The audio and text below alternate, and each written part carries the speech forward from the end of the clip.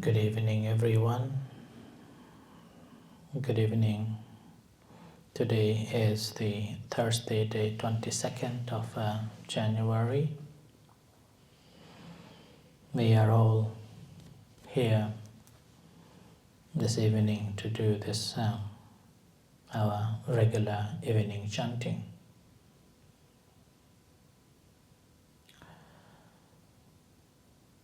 Good evening, Nelly, One Pen, Chitra, Andres, Philippa,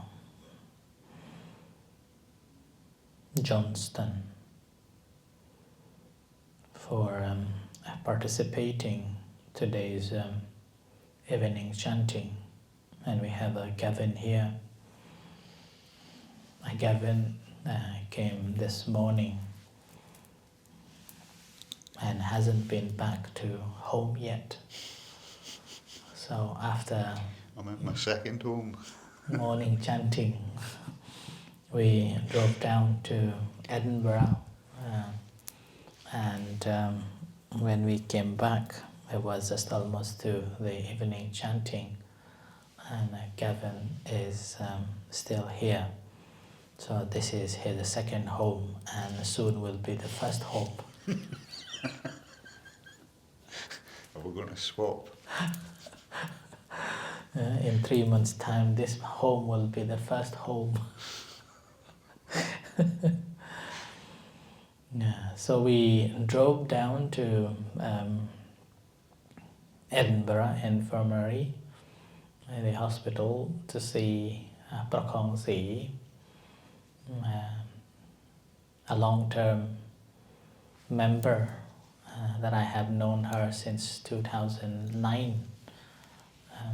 Actually, have known her, briefly met her in 2008, but didn't have any acquaintance yet. But in 2009, gradually met her and began to knew her. In 2010, we known quite closely. And then after come up to set up a center in Aberdeen,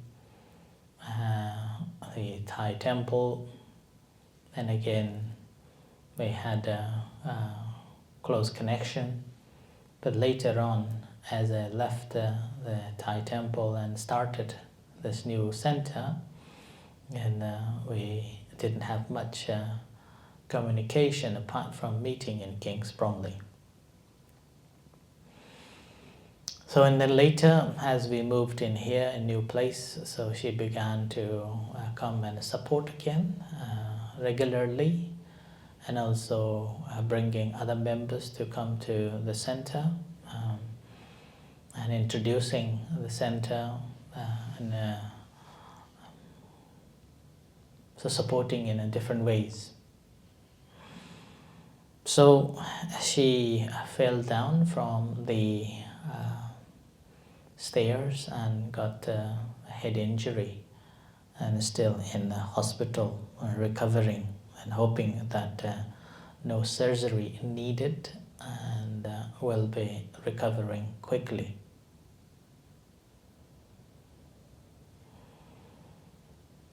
And during this difficult time is the time that we can give supports, whichever ways that we can give. We can give in different forms, monetary or spiritually, or encouragement. So whichever way we give, it's always valuable, and it is also counted during the time of the difficulties. Someone who helped, they will be regarded as a good friend. And it's also a part of the Buddhist practice that whenever someone is in need, we should go and support. During the time of the Buddha, there was one particular monk who had disease, and his skin disease. And it developed up to the stage that his skin just became so rotten, and he could not walk, and nobody went to see him at all because of fear of virus and the dirty of this spleen and what is it called that comes from when you press after the yellow one? Pus. Pus. Pus. Pus. Yeah. Pus. So plenty of a pus covering him, and his place was getting really infected. And somehow in the temple nobody cared him. And one day Buddha was sitting in his meditation early in the morning, and in his vision this monk appears that, oh, this monk is needing the support, and there is a possibility that he may be enlightened. So Buddha went around to this temple and went to see this monk. As soon as this monk saw the Buddha, the monk tried to raise his hand and pay respect with great difficulties. Having seen this monk was sleeping with those pus and in a dirty and no one cared and discarded, Buddha went into this monk's hut and clean. So Buddha asked Venerable Ananda to bring the warm water and give a good care. After giving a good care, then the Buddha told all the monks that we have given up a family life. We don't have any family members. So it's our duty to look after the monks, especially when they are sick. And in the meantime, Buddha further explained that it is not just a monk, and being a monk you're helping. We have to extend the compassion practice into the practical way and helping people around. So that was the great message that the Buddha gave to the venerable monks on that day and at that time. And that is the reason why Buddhism is also regarded as a religion of compassion. So we have to share the compassion in every forms of our life, especially beginning with someone very close to and someone who we know that they are going through the difficulties. So we have to step in and helping in any way that we can. If we can't help with the monetary, at least we can give our encouragement, and if not, at least we can pray for them for their good recovery. So these are the things that we can do to support someone who is going through a difficult time. And even in the same time, this is the time to reflect our own life as well. This is a good opportunity to reflect that how difficult our life is, and not only a person that we are visiting or a person that going through this sickness and illnesses, but also reflecting on that, we can reflect to ourselves that we are also going to be like that one day, and hope that we will not be suffered. So we have to make our mind that hope that we will not be suffered like that person. And then in the meantime, it's inevitable, we have no control over it. So there is a possibility that we may have to suffer similar like those people that we have visited. But let the body suffer, not the mind. Let the body suffer, let the mind. So in terms of that, then there was the one story that Buddha, during the time of the Buddha, the Nakulapita, so he was visiting the temple quite often, and it became, it comes to the time that he was very old and he could not visit to the Buddha. But somehow he managed to visit the Buddha, and he asked the question that I am already old enough and I may not be able to visit the temple regularly, so please give me any practice tips that I can take away and practice at home. Then the Buddha taught him, saying that let this body decay, let this body in pain, but not the mind. So this is the practice that I normally would like to emphasize and encourage all of us to take it on board. That practice of a mindfulness meditation and practically using these teachings in our day-to-day life really helps the moment when we are in the position of unable to walk, unable to do anything, that our body itself becomes very fragile. Another story I normally used to tell, the story of two persons. One is my own mother, and another one is the mother of our nun sister. So my mother never visited the temple in her able time. When she became ill and she was only a deathbed, she was bedbound. Then she became very anxious and very angry, and she used to shout a lot that because when she was able to do, she was doing by herself everything, but when she became ill, she wasn't able to do at all. So as a result, whenever she asks others to do, they can't do it, and or they don't do it, or they neglect, she becomes very angry and agitated and very emotional. It took very difficult for everyone. Even there are people that don't want to come closer.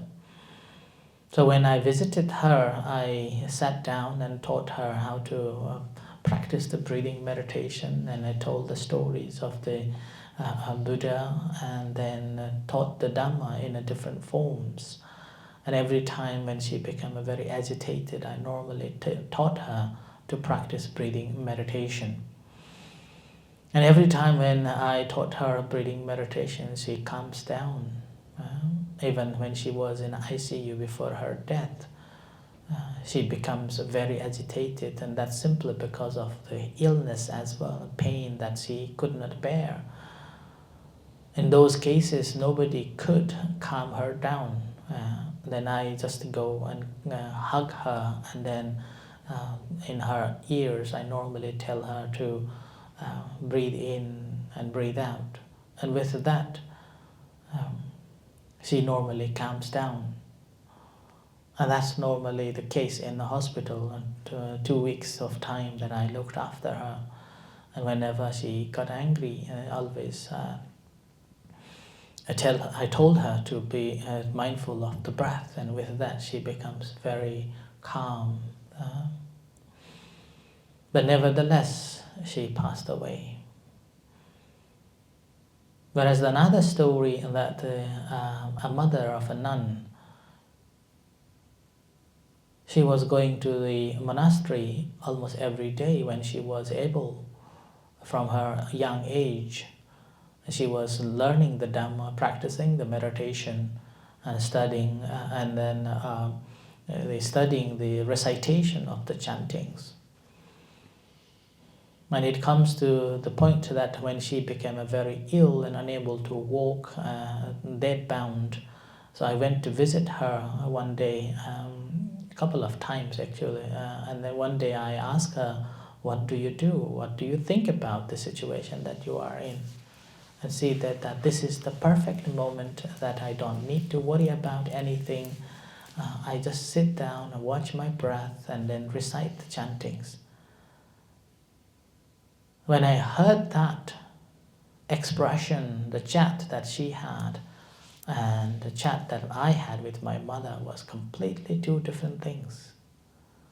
Chatting with a nun's mother was so calming and so relaxing and feeling uplifting, whereas my mother, because her mind was always agitated and didn't have this Dhamma in her mind, was always very hot-tempered or hot. But she was always smiling apart from other time. Even the nurses also said that the mother is so kind and is always smiling. It happened that even one of the nurses, after my mother passed away, came to told me that she even saw her in her dream, that she was smiling, giving her a smile. So everybody accepted my mother as a kind person, but when things happened, she became very agitated. So that's why these are some of the stories that we can take on and reflect that whenever we become unable to walk, whenever we can't move our own physical body away from one place to another, that moment there is only one friend. That friend is our Dhamma. Ability to be mindful, ability to be keeping our mind in a positive form and taking that opportunity to practice our Dhamma so that our life becomes so precious even at the end, almost to the end of the life. So it is very important that as a practitioner, we take on this board and taking the practice and actively in those circumstances so that our life, we will not be in a difficult position or we will not be disappointed. We can live happily. So that's the beauty of the practicing the Dhamma. So that I would like everyone to reflect on that, that whenever we are feeling unwell, practice the Dhamma. Be mindful, so that our life becomes more fruitful, and not only we will be happy in this life, definitely because of the happiness consciousness that we have, next life will be in a good state. And that's also the cause for the finding the right path to the liberation. So this is the reflection from today's visit, and I hope that you will get some message and reflecting on your own practice and take the Dhamma into the practice. Meantime,